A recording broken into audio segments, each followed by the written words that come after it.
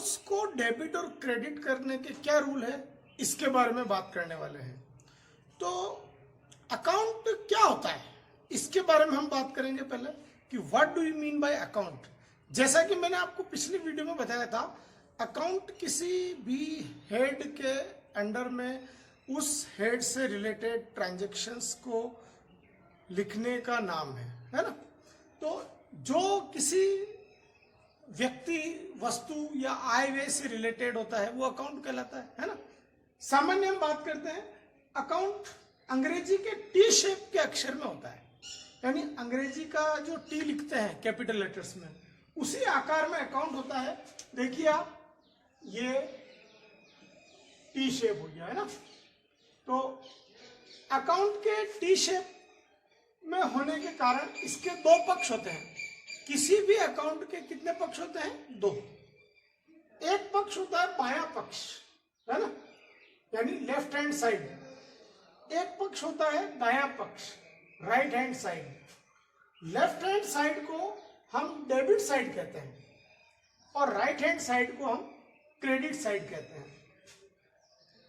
Debit और credit, debit को अंग्रेजी में D R, capital letters D और आर छोटा, शॉर्ट में, इस तरह से इसका एब्रिविएशंस डी आर लिखा जाता है संक्षेप में डेबिट को, और इसी तरह से क्रेडिट को एब्रिविएशंस सी आर लिखा जाता है, क्रेडिट सी आर। ये एब्रिविएशंस है अकाउंट का और ये एब्रिविएशंस है अकाउंट्स का। तो किसी भी खाते का नाम उसके शीर्ष पर आता है। जैसे मान लीजिए कैश अकाउंट बना रहे हम, तो कैसे लिखेंगे? सी कैपिटल कैश अकाउंट और फिर इस तरह से टी शेप में, ठीक है। तो यानी जो अकाउंट हम बना रहे हैं उसका नाम इसके बीचों बीच आता है। दो पक्ष होते हैं, debit side and credit side. यह सामान्य जानकारी हुई अकाउंट की। अब अकाउंट के दोनों साइड में कई कॉलम होते हैं जिनकी जानकारी हम लेजर पढ़ते समय लेंगे, जैसे डेट, पर्टिकुलर, अमाउंट, जेएफ, ये सारी चीजें। Thank you. जैसा कि हमने अभी देखा कि खाते के दो पक्ष होते हैं, उसका लेफ्ट हैंड साइड डेबिट कहलाता है और राइट हैंड साइड क्रेडिट कहलाता है। डेबिट शब्द की उत्पत्ति इटालियन भाषा के डेबिटो वर्ड से हुई और क्रेडिट शब्द की उत्पत्ति इटालियन भाषा के क्रेडिटो शब्द से हुई। कुछ विद्वानों के अनुसार डेबिट शब्द की उत्पत्ति लैटिन भाषा के डिवेर शब्द से हुई, जिसका अर्थ होता है टू ओ, यानी ऋणी होना, और क्रेडिट शब्द की उत्पत्ति लैटिन भाषा के क्रेडेट शब्द से हुई, जिसका अर्थ होता है टू बिलीव, यानी भरोसा करना।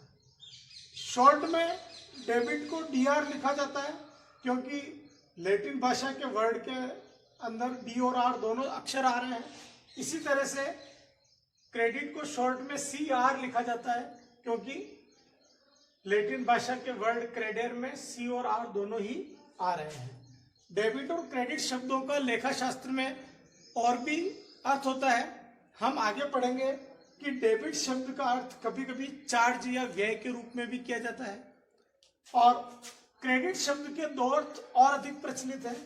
वो है एक उधार और दूसरा साख, यानी नो क्रेडिट, यानी उधार नहीं। आपने दुकानों पे लिखा हुआ देखा होगा, यानी उधार को हम अंग्रेजी में क्रेडिट कहते हैं, और साख यानी किसी व्यक्ति की रेपुटेशन, गुडविल कितनी है, उसको भी हम क्रेडिट कहते हैं। मॉडर्न क्लासिफिकेशन के हिसाब से 5 खाते होते हैं: assets, liabilities, capital, revenue and expenses. इन खातों को डेबिट और क्रेडिट करने के क्या रूल हैं, वो हम इसमें देखते हैं। देखिए, इन खातों का मूल स्वभाव क्या होता है वो हमने इस कॉलम में लिख रखा है। जैसे एसेट्स का डेबिट, लायबिलिटीज का क्रेडिट, कैपिटल का क्रेडिट, चूंकि कैपिटल भी एक प्रकार की लायबिलिटी होती है इसलिए दोनों का क्रेडिट, रेवेन्यू का क्रेडिट और एक्सपेंसेस का भी डेबिट, ठीक है।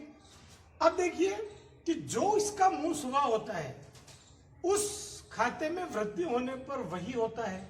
यानी एसेट्स का मूल स्वभाव डेबिट है तो एसेट्स में वृद्धि होने पर डेबिट ही होगा। यानी किसी लेन देन से अगर एसेट्स में वृद्धि होती है तो वो एसेट्स खाता डेबिट किया जाएगा। जैसे माल नकद बेचने पर नकद राशि में व्यापार में वृद्धि होती है तो कैश अकाउंट के डेबिट साइड में उस वृद्धि को दर्ज किया जाएगा। और माल नकद खरीदने पर कैश में कमी होती है तो कैश अकाउंट के क्रेडिट साइड में उस कमी को दर्ज किया जाएगा। यानी कैश अकाउंट डेबिट कब होगा? कैश में वृद्धि होने पर। और कैश अकाउंट क्रेडिट कब होगा? कैश में कमी होने पर। माल नकद बेचने और खरीदने की कंडीशन में कैश अकाउंट प्रभावित होगा। अब बात करते हैं दूसरा उदाहरण, लायबिलिटीज। तो लायबिलिटीज का एक उदाहरण ले लेते हैं हम, बैंक लोन। तो बैंक लोन किस प्रकार का खाता है? लायबिलिटीज का। अगर हम बैंक से लोन लेते हैं, अगर यानी व्यापार बैंक से लोन लेता है तो चूंकि बैंक को पैसा चुकाना है, व्यापार का दायित्व बढ़ गया, तो बैंक लोन के क्रेडिट साइड में इसे दर्ज किया जाएगा। यानी दायित्व में इंक्रीज को हम क्रेडिट साइड में दर्ज करते हैं तो इस लेन देन में बैंक लोन अकाउंट क्रेडिट होगा। और अगर उस लोन को हमने चुका दिया, रीपे कर दिया, तो बैंक लोन अकाउंट में कमी होगी, है ना, बैंक लोन में कमी होगी, इसलिए बैंक लोन खाते को डेबिट किया जाएगा। यानी डिक्रीज होने पर डेबिट किया जाएगा। ठीक है, कमी होने पर खाते को डेबिट करते हैं। अब बात करते हैं पूंजी। हमने देखा कि पूंजी जब लगाई जाती है स्वामी के द्वारा तो पूंजी में वृद्धि होती है तो क्रेडिट किया जाता है पूंजी खाते को। तो कैपिटल अकाउंट को क्रेडिट करेंगे कब? जब पूंजी में इंक्रीज होगा। तो व्यापार में पूंजी में इंक्रीज कब होता है? जब स्वामी व्यापार में पूंजी लगाता है। ठीक है, और अगर पूंजी में कमी होती है तो उसको डेबिट में दर्ज किया जाता है। रेवेन्यू अकाउंट, रेवेन्यू यानी इनकम। तो अगर ब्याज के रूप में व्यापार को कोई आय प्राप्त हो रही है तो ब्याज खाते को क्रेडिट साइड में लिखा जाएगा और ब्याज खाते के क्रेडिट साइड में इंक्रीज को दर्ज किया जाएगा। यानी रेवेन्यू में इंक्रीज होने पर क्रेडिट किया जाता है रेवेन्यू अकाउंट को, और रेवेन्यू में डिक्रीज होने पर डेबिट किया जाता है। अगर किसी लेन देन से व्यय बढ़ता है, जैसे वेतन चुकाया, वेतन हमारा खर्चा है तो व्यय बढ़ गया, तो सैलरी अकाउंट खुलेगा वेतन चुकाने पर। तो वेतन चुकाने पर जो सैलरी अकाउंट खुलेगा तो वेतन किस प्रकार का खाता है? एक्सपेंसेज। और एक्सपेंसेज का नेचर क्या होता है? डेबिट। तो वेतन चुकाने पर एक्सपेंसेज में वृद्धि होगी, इसलिए सैलरी अकाउंट को डेबिट किया जाएगा वेतन चुकाने पर, क्योंकि वेतन के व्ययों में वृद्धि हो रही है। अगर किसी एक्सपेंसेस में कमी होती है तो उसे एक्सपेंसेस अकाउंट के क्रेडिट साइड में दर्ज किया जाता है। इस प्रकार से डेबिट और क्रेडिट के ये रूल मॉडर्न अप्रोच के अकॉर्डिंग जो टाइप्स ऑफ अकाउंट्स होते हैं उनसे संबंधित है। इनकी विस्तृत जो स्टडी है वो हम अकाउंटिंग इक्वेशन पढ़ते समय भी करेंगे।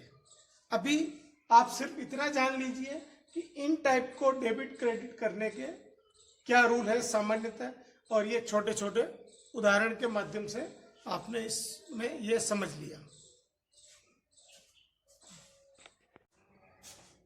ट्रेडिशनल अप्रोच के अकॉर्डिंग जो 3 टाइप के खाते होते हैं उनको डेबिट और क्रेडिट करने के क्या रूल है, इस वीडियो में हम यह देखने वाले हैं। तो पर्सनल अकाउंट का रूल है debit the receiver and credit the giver, यानी पाने वाले व्यक्ति का खाता डेबिट करो और देने वाले व्यक्ति का खाता क्रेडिट करो। देखिए, हम जानते हैं कि पर्सनल अकाउंट क्या होता है। पर्सनल अकाउंट व्यक्ति से रिलेटेड होता है। तो किसी लेन देन में जो खाते खुलते हैं उनमें से जो व्यक्ति का खाता होता है यानी व्यक्तिगत खाता होता है, वो खाता अगर पाने वाले से संबंधित है तो उस खाते को डेबिट किया जाएगा, और वो खाता यदि देने वाले से संबंधित है तो उसे क्रेडिट किया जाएगा। इसी प्रकार से रियल अकाउंट यानी वस्तुगत खाते का संबंध वस्तुओं यानी माल और संपत्ति से होता है। तो किसी लेन देन से कोई वस्तु या माल व्यापार में आता है या जाता है, तो जो वस्तु व्यापार में आती है उसके खाते को डेबिट किया जाता है, यानी डेबिट व्हाट कम्स इन, और जो वस्तु व्यापार से जाती है उसे क्रेडिट किया जाता है, यानी क्रेडिट व्हाट गोज आउट। ये रियल अकाउंट का रूल है। इसी तरह से नॉमिनल अकाउंट के अंतर्गत सभी व्ययों और हानियों को डेबिट किया जाता है, यानी debit all expenses and gains. ठीक है। इसी प्रकार से सभी आयों, प्राप्तियों और लाभों को क्रेडिट किया जाता है, यानी जब किसी लेन देन में कोई व्यय या आय का खाता खुल रहा है तो हम इस रूल के अकॉर्डिंग डेबिट क्रेडिट करेंगे। व्यय का खाता खुल रहा है या हानि का खाता खुल रहा है तो उसे डेबिट करेंगे, और आय या गेन या प्राप्ति का खाता खुल रहा है, लाभ का खाता खुल रहा है तो हम उसे क्रेडिट करेंगे, यानी debit all expenses and losses and credit all incomes, gains and profits. ये डबल एंट्री सिस्टम के बेसिक रूल हैं जिनको हम फॉलो करते हैं, और ये परंपरागत वर्गीकरण के अनुसार है। ये रूल अकाउंटेंसी के गोल्डन रूल कहलाते हैं, क्योंकि ये इतने महत्वपूर्ण है कि इनके बगैर अकाउंटेंसी आगे ही नहीं बढ़ सकती है। देखिए, अकाउंटेंसी के ये गोल्डन रूल्स इतने इंपॉर्टेंट है कि इन्हें हम एक बार रिवाइज कर लेंगे तो ज्यादा बढ़िया रहेगा। तो देखिए, बोलिए आप। पर्सनल अकाउंट का रूल होता है debit the receiver and credit the giver. बार बार बोलिए, debit the receiver and credit the giver. इसी प्रकार से रियल अकाउंट का रूल होता है debit what comes in, credit what goes out. Debit what comes in, credit what goes out. बार बार आपको बोलना है। नॉमिनल अकाउंट का रूल होता है debit all expenses and losses, credit all incomes, gains and profits. Debit all expenses and losses, credit all incomes, gains and profit. इस तरह से आपको कम से कम 10 बार भी इस चीज को बोलोगे तो कंठस्थ हो जाएगा आपको, और ये आपको आगे बहुत हेल्पफुल होगा।